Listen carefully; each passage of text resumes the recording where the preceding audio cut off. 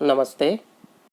आज हम नेताजी का चश्मा पाठ के प्रश्नोत्तर पर चर्चा करेंगे। आपकी किताब के जो अभ्यास प्रश्न हैं इस वीडियो में आज हम उन पर चर्चा करेंगे। अतिरिक्त प्रश्न आपको दिए जाएंगे, उसके उत्तर भी आपको दिए जाएंगे। तो आइए अभ्यास प्रश्नों पर चर्चा करते हैं। पहला प्रश्न है बेटे, सेनानी ना होते हुए भी चश्मे वाले को लोग कैप्टन क्यों कहते थे? कैप्टन का पद जो होता है सेना में होता है बेटे। जो फौजी होते हैं उनमें कैप्टन, मेजर, कर्नल इस प्रकार के पद होते हैं। तो चश्मे वाला तो कोई फौजी नहीं था, फिर भी उसको लोग कैप्टन कहते थे। क्यों कहते थे यही हमें बताना है। यह आप अच्छे से बता सकते हो। पाठ पढ़ने पर आपको समझ आ गया होगा।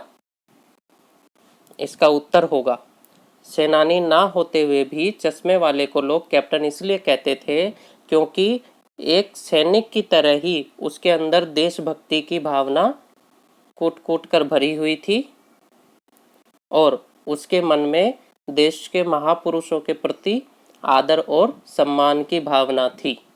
बस इतना ही आप इसमें उत्तर लिखेंगे। ठीक है बेटे, तो पहले प्रश्न का उत्तर आपको समझ आया। दूसरा प्रश्न, हालदार साहब ने ड्राइवर को पहले चौराहे पर गाड़ी रोकने के लिए मना किया था, लेकिन बाद में तुरंत रोकने को कहा। दूसरे का कै भाग है कि हालदार साहब पहले मायूस क्यों हो गए थे? पहले जब गाड़ी रोकने के लिए मना किया था तो क्योंकि वे मायूस हो गए थे इसलिए उन्होंने मना किया था। तो मायूस क्यों हुए इसका हमें उत्तर देना है। तो आपने पाठ के अंत में पढ़ा होगा कि कैप्टन की मृत्यु के बाद जब अगले दिन मूर्ति पर चश्मा नहीं मिलता है तो हालदार साहब उदास हो जाते हैं, मायूस हो जाते हैं और अगले दिन जब उस कस्बे से गुजर रहे होते हैं तो ड्राइवर को कहते हैं कि ड्राइवर आज चौराहे पर गाड़ी मत रोकना, पान कहीं आगे खा लेंगे, काम भी बहुत है। ठीक है, तो इस प्रश्न का उत्तर होगा कै भाग का, हालदार साहब पहले मायूस इसलिए हो गए थे क्योंकि वे सोच रहे थे कि आज चौराहे पर मूर्ति तो होगी पर मूर्ति पर चश्मा नहीं होगा, क्योंकि मूर्ति पर चश्मा लगाने वाला कैप्टन मर चुका है और कस्बे के अन्य लोगों में इस तरह की देशभक्ति की भावना नहीं है। यह इस प्रश्न का उत्तर होगा। ठीक है, यह भी आप आसानी से उत्तर लिख सकते हो इसका ख भाग आइए, मूर्ति पर सरकंडे का चश्मा क्या उम्मीद जगाता है? इस प्रश्न का उत्तर होगा बेटे, यानी जब 2 दिन तक चश्मा नहीं रहा मूर्ति पर और तीसरे दिन जब हालदार साहब दूसरे दिन जब हालदार साहब वहां से गुजरे तो वह मूर्ति पर सरकंडे का चश्मा देखते हैं तो उसको देख करके वे एकदम प्रसन्न हो जाते हैं, भावुक भी हो जाते हैं। तो क्या उम्मीद उनको नजर आई उसमें?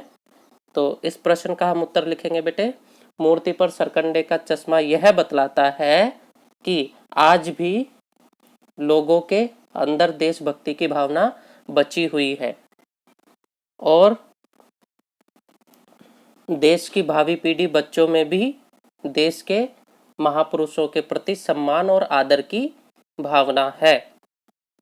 ठीक है, इतना आप इसका उत्तर लिखेंगे। आज भी लोगों के अंदर देशभक्ति की भावना बची हुई है और देश की भावी पीढ़ी यानी आने वाली जो पीढ़ी है बच्चों में भी देश के महापुरुषों के प्रति आदर और सम्मान की भावना है, अर्थात उनके अंदर भी देशभक्ति की भावना विकसित हो रही है।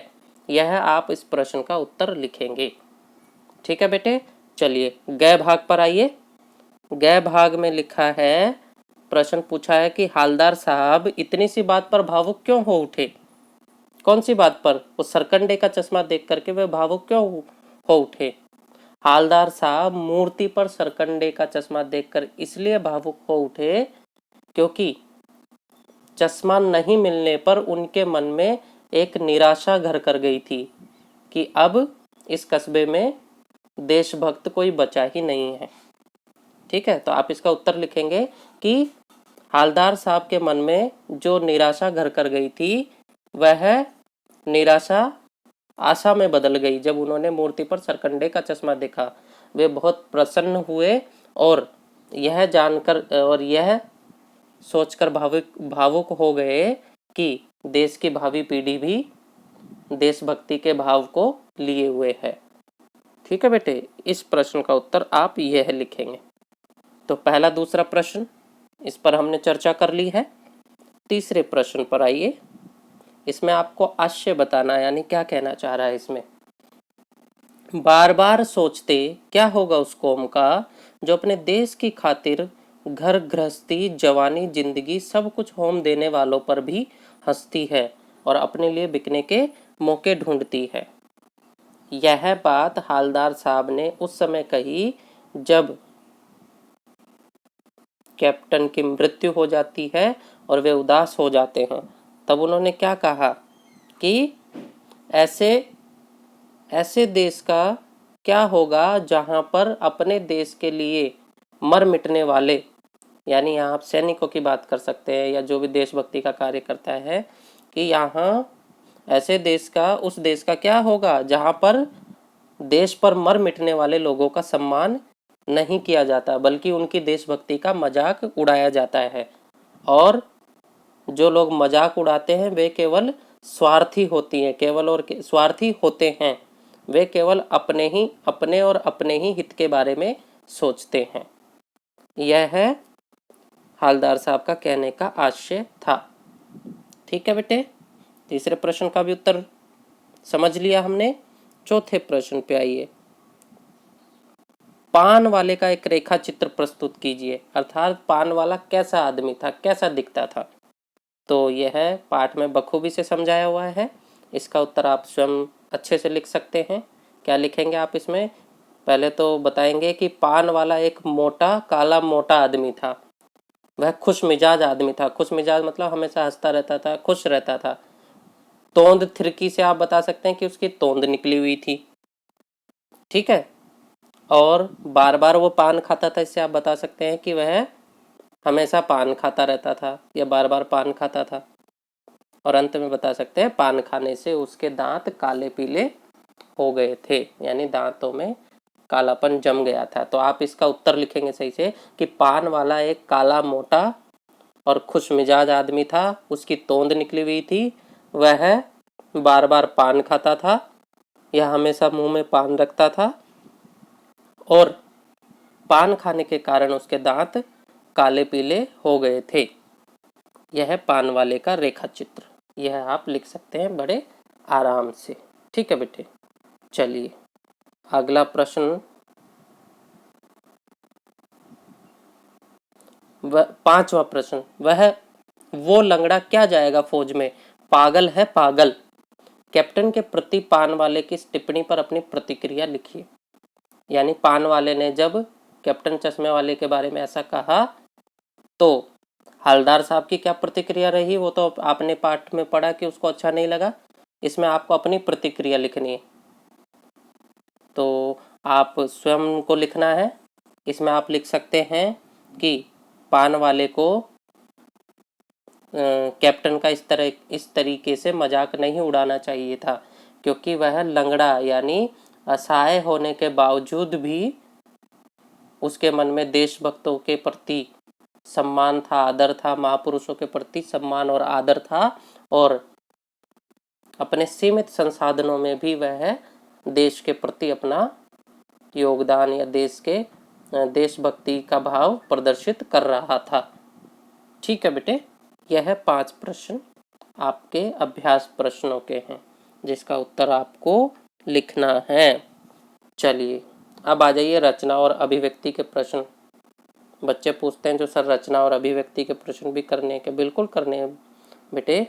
यह आपको जो है स्वतंत्र अभिव्यक्ति यानी अपने से सोच विचार कर लिखने का अवसर देता है, अपने से रचना करने का अवसर देता है प्रश्नों की।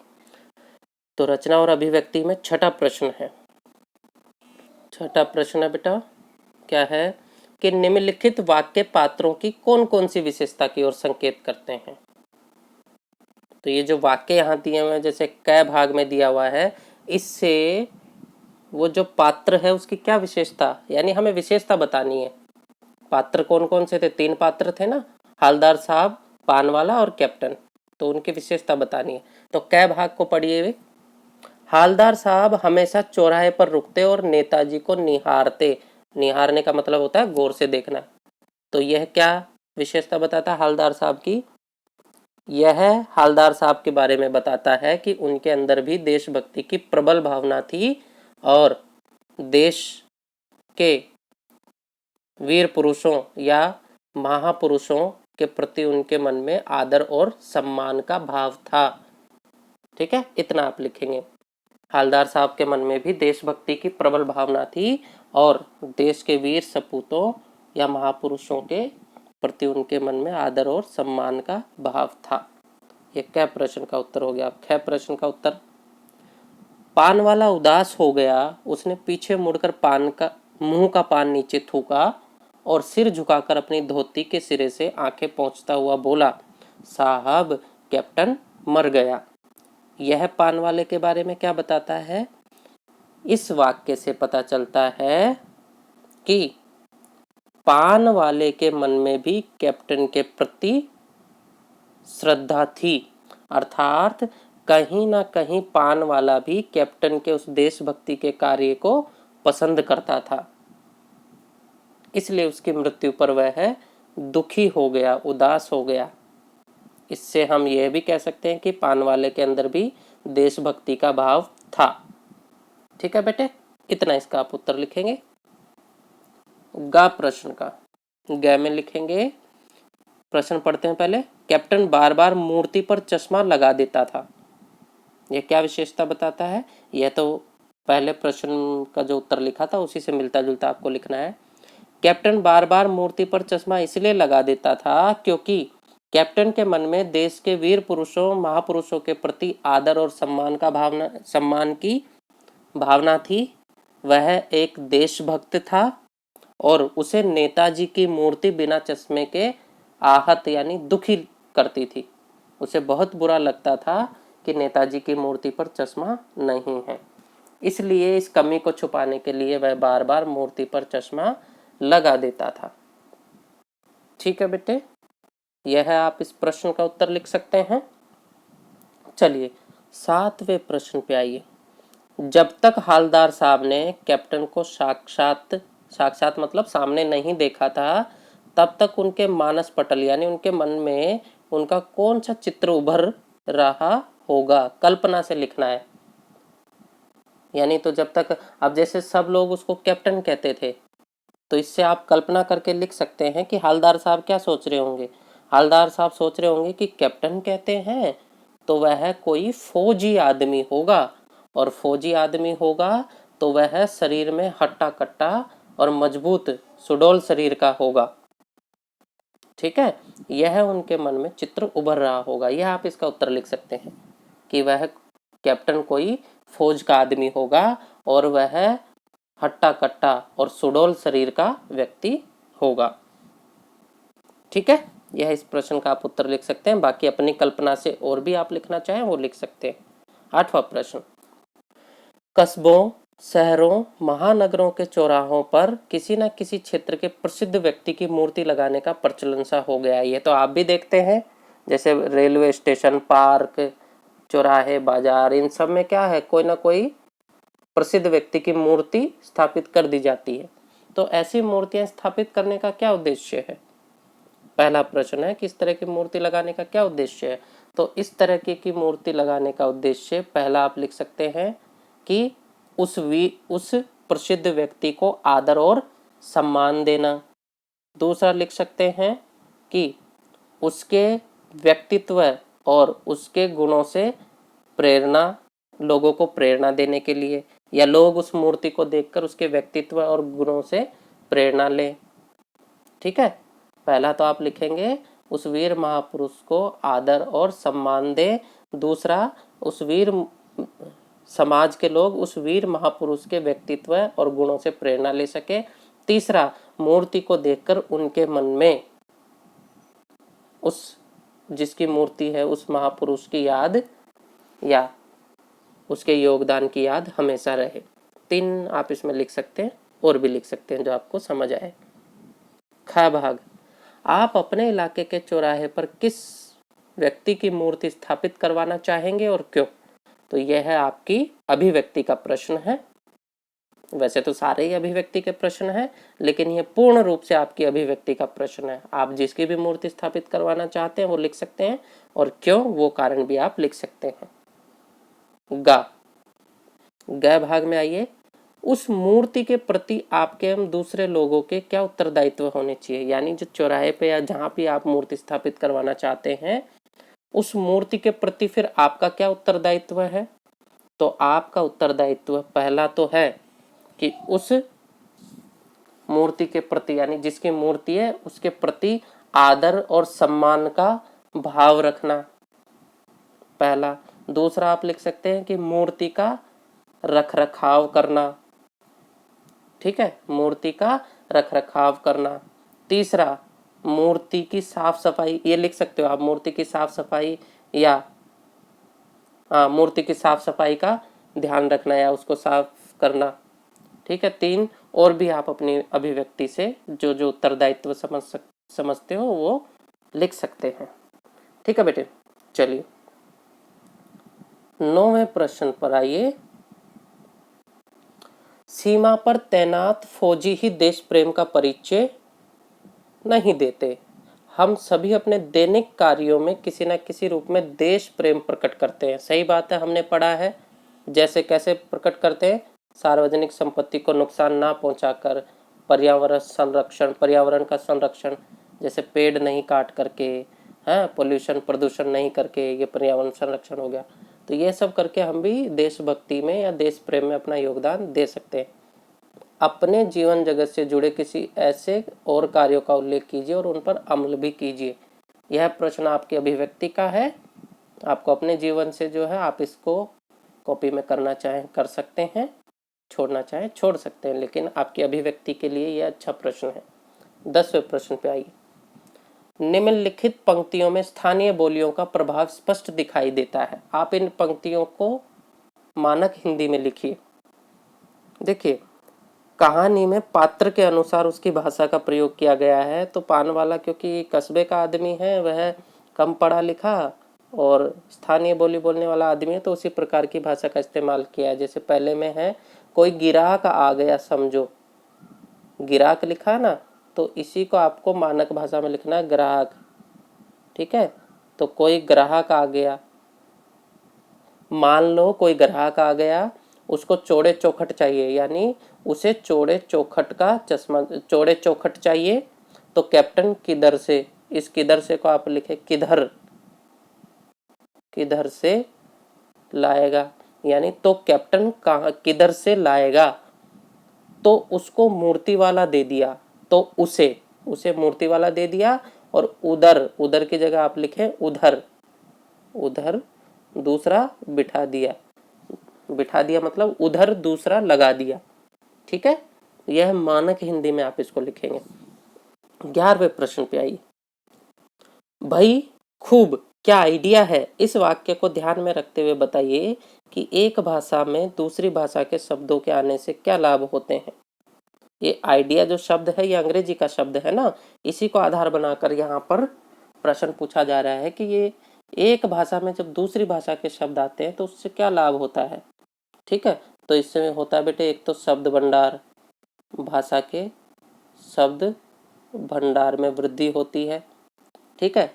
दूसरा आप लिख सकते हो, भाषा की समृद्धता बढ़ती है, भाषा की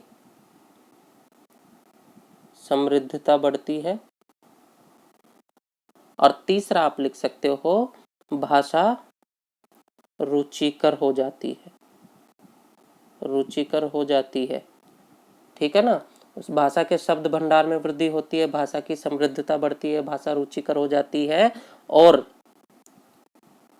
सरल कहानी को आसानी से लोगों तक पहुंचाया जा सकता है। जब उन्हीं की भाषा में हम प्रयोग करेंगे तो उसको आसानी से लोगों तक पहुंचाया जा सकता है, ठीक है।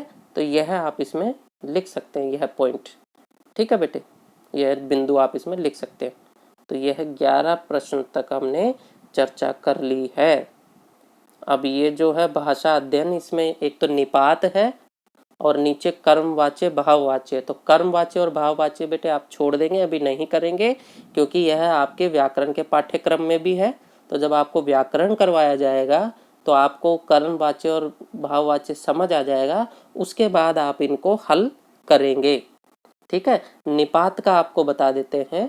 निपात ऐसे शब्द होते हैं जो वाक्य में जोर देने के लिए प्रयोग किए जाते हैं। जैसे पहला है, नगर पालिका थी तो कुछ ना कुछ करती भी रहती थी। ये भी निपात है, तो भी निपात है, लेकिन यहाँ भी से जोड़ दिया गया है ना।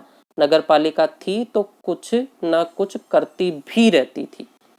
ठीक है बेटे, तो ये भी हो गया। इसी प्रकार नीचे दूसरे में, किसी स्थानीय कलाकार को ही जो है, स्थानीय कलाकार को ही, तो जो ही है इसी से यहाँ जोड़ दिया गया, यह निपात है।